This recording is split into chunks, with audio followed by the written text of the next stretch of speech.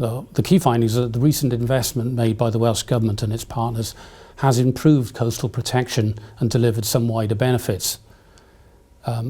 Further improvements are needed to address capacity issues, plan for the long term, and to ensure that spending is prioritised to the areas of greatest need. But in particular, the Welsh Government has managed to maintain investment on flood and coastal erosion risk management during a period of austerity. The pace of change has been slower than they planned, but the fresh impetus was provided by the winter storms of 2013 and 14. Estimates indicate, however, though, that if you were to implement the shoreline management plan that's in place across Wales, would require between 20 to 30 million pounds per year over the next remaining part of the century.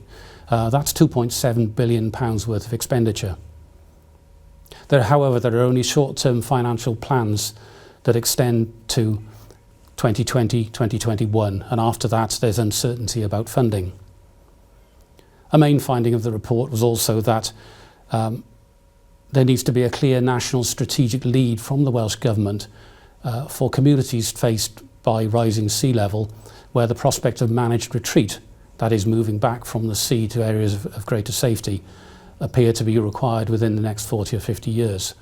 The Welsh Government needs to provide options to help councils work with these communities to provide a safer life for them.